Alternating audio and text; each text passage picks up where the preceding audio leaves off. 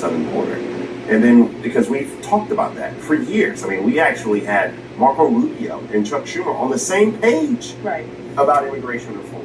And then why can't we actually have a bill to reform some of the entitlements that we want to?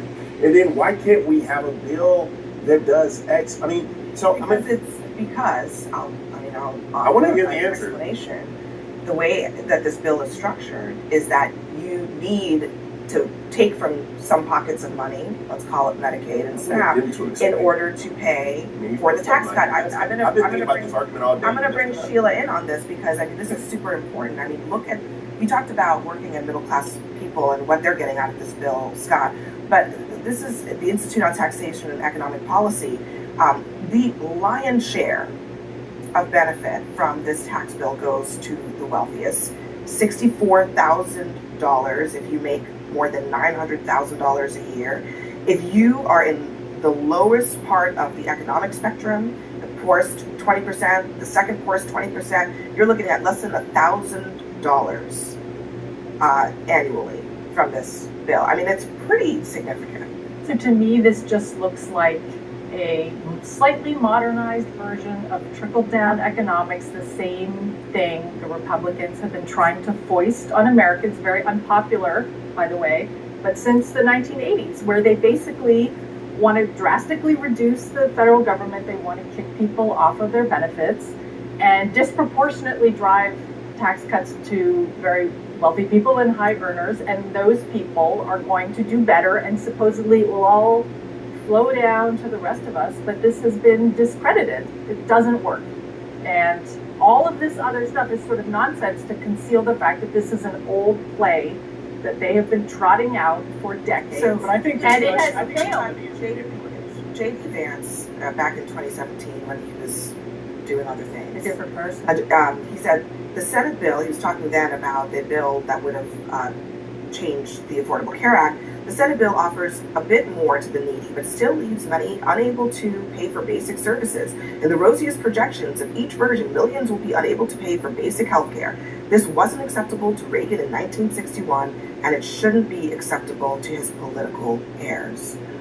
What changed? Well, I want to go back to this study because I do know, I believe it's manipulative. It would be nice if you answered my It is, question. but it's a manipulative, Okay. because I disagree, and it needs to be said. It is a manipulative study. When you're looking at and only talking about raw numbers, Okay. yes, a 2% tax cut for Sure. someone making $500,000 right, is well, going to be more Hold than on. Let's look. 10%. Okay, I'll let you someone- answer, but let's look at it another way.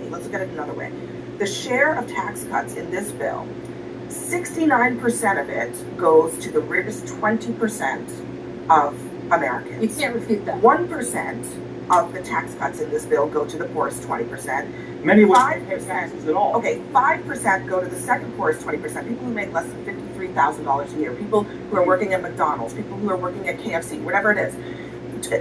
Middle class people, okay, $53,000 to $92,000 a year. They are taking home just 10% of the benefit of this bill, 10%. And yet by of the 2-1 lion's margin, share, Americans in want terms to of the get No, number, in the most but recent. hold on, in terms of the number of people in this country, right?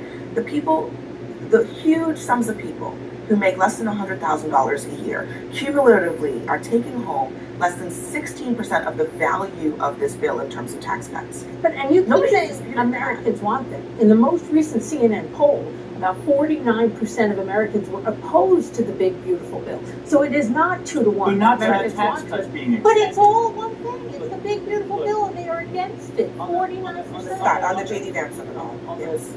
Look, I'll tell you what has changed.